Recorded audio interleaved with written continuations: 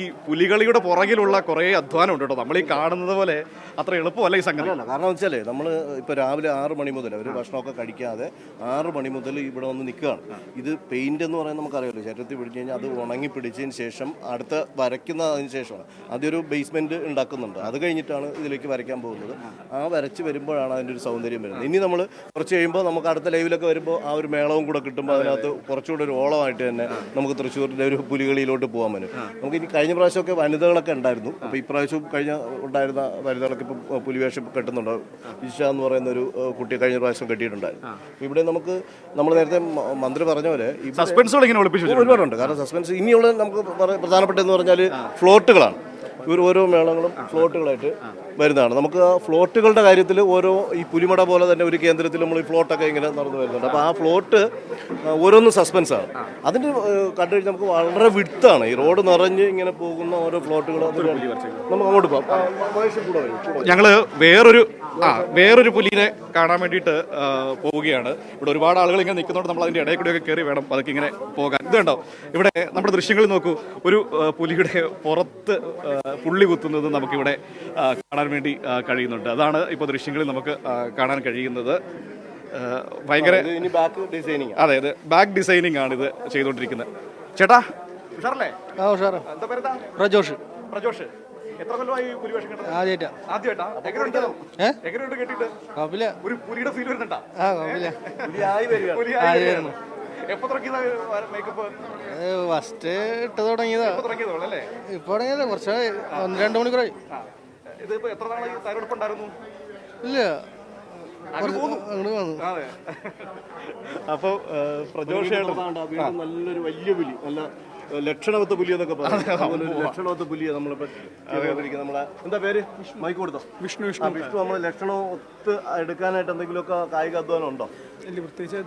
എത്രാമത്തെ പ്രാവശ്യമാണ് ഇതിപ്പോ? ആറാമത്തെ പുലിയാണ്. അപ്പൊ നമ്മളുടെ ഏറ്റവും സീനിയർ പുലിയാണ്. എങ്ങനെയുണ്ട് ഇതിന്റെ ഒരു വൈബ്? എങ്ങനെയുണ്ട് എനർജി? അടിപൊളിയാണ്. ചേട്ടാ ഇത് പേരെന്താ? അതിന്റെ പേര് ജോസ്.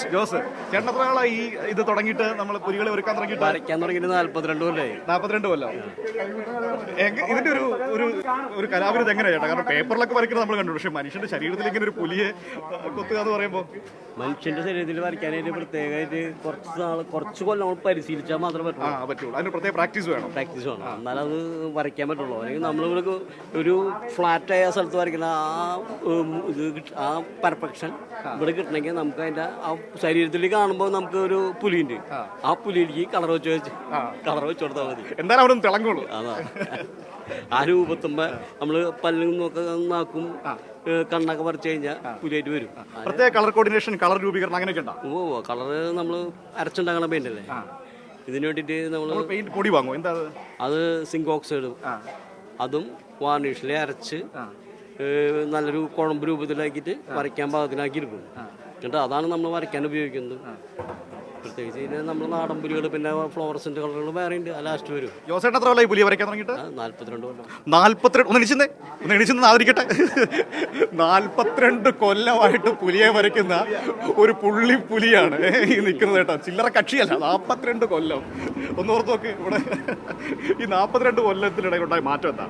തുടക്കത്തിൽ ഇങ്ങനെയായിരുന്നോ? തുടക്കത്തിൽ ഓരോ ടീമിലും 25-15 പുലിയൊക്കെ ഉണ്ടാവാറുണ്ട്. അതിങ്ങനെ കയറി ഇപ്പോൾ 50-55 100 പുലി വരെ ഇറക്കിയ സീസണൊക്കെ ഉണ്ടായിട്ടുണ്ട്.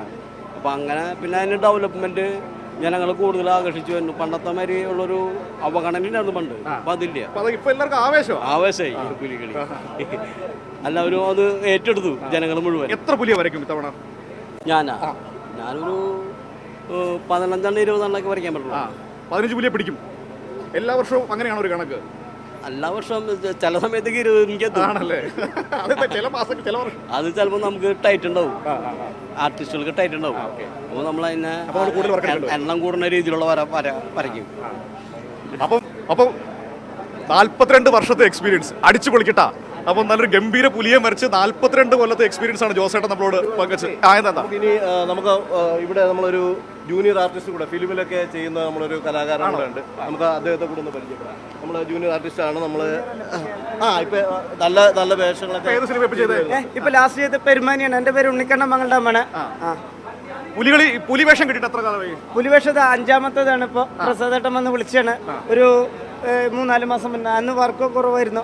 അന്ന് വിളിച്ചപ്പോൾ ഏറ്റവും വലിയ സന്തോഷം ഇതാ ഈ ചേട്ടന് ഒരു 5-6 പേര് അന്ന് വീട്ടിൽ വന്ന് എനിക്ക് ഒരുപാട് സന്തോഷം. വർക്കോ കുറവായിരുന്നപ്പോൾ ഈ വയറാണ് എങ്ങനെ ഒപ്പിക്കുന്നത്? ഇതെങ്ങനെ മെയിൻറ്റെയിൻ ചെയ്യും? ഈ വയറ് പറഞ്ഞ സിനിമയിൽ അഭിനയിക്കാൻ വേണ്ടിയിട്ടാണ്. അപ്പൊ കുറെ ആൾക്കാർ കളിയാക്കുന്നുണ്ട്.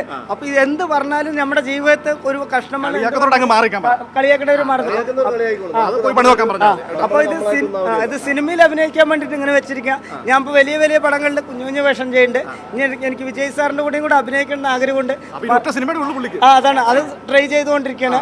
അപ്പൊ ദളപതി 69 അതെ അതെ അതെ അതിൽ ശ്രമിച്ചുകൊണ്ടിരിക്കുന്നു. എന്തായാലും ഈ പുള്ളി ഉണ്ടല്ലോ ഈ ഒരു രൂപമുണ്ട്.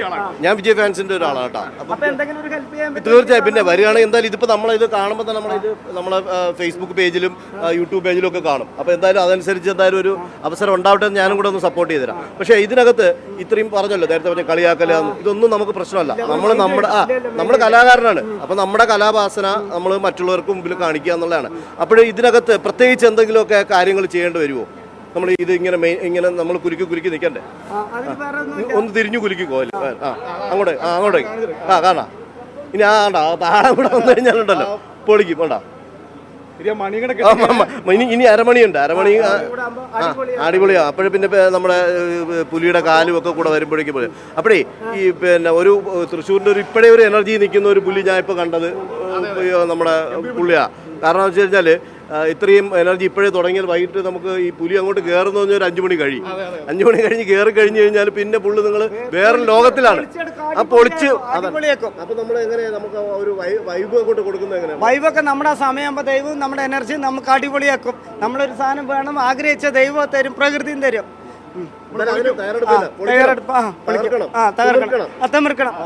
അപ്പം അടിച്ചു പൊളിക്കട്ടെ അല്ലേ? ഇത് കാണുന്ന ആരെങ്കിലും ഒരു ഹെൽപ്പ് ചെയ്യാൻ പറ്റും. വിജയ് സാറിനെ എനിക്കൊന്ന് കാണണം. രാഷ്ട്രീയത്തിൽ ഇറങ്ങിയത് കൊണ്ടാണ്.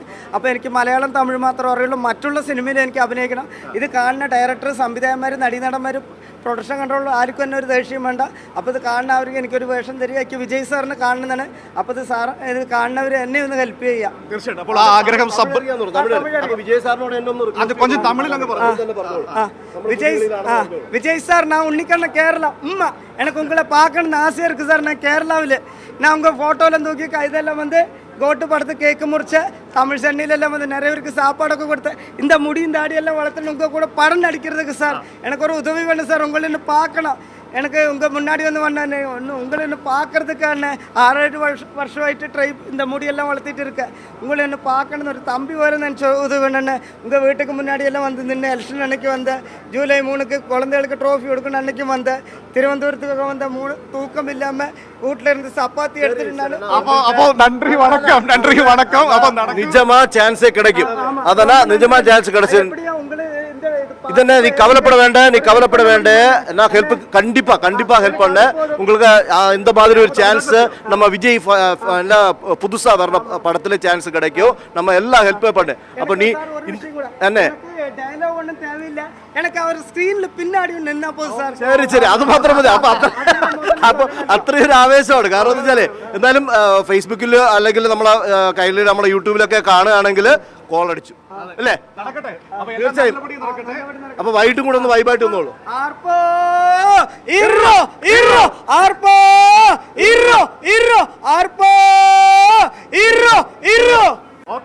അപ്പൊ തൃശ്ശൂരിന്റെ ആരവവും ആവേശവുമാണ് നമ്മൾ ഈ കണ്ടുകൊണ്ടിരിക്കുന്നത്. സുനിൽ, നിർത്തിയാലോ? നമുക്ക് ഇനി അടുത്ത് വരാം. വെറൈറ്റികൾ കൂടെ വരും കുറച്ചുകൂടെ. അപ്പൊ ഞങ്ങൾ ഇനി ഒരു വരവ് കൂടി വരേണ്ടി വരും അല്ലേ? തീർച്ചയായും. നമ്മള് പുലി ഇങ്ങനെ പതുങ്ങി നിൽക്കുകയാണ്. കുതിക്കാനാണ്, മറക്കണ്ട. അപ്പോൾ തിരികെ വിനീഷയിലേക്ക് ഞങ്ങൾ അല്പസമയത്തിനകം മറ്റൊരു മടയിൽ നിന്ന് അടുത്ത ബുള്ളറ്റുകളിൽ ചേരാം. Okay, thank you Vineesha. Back to U.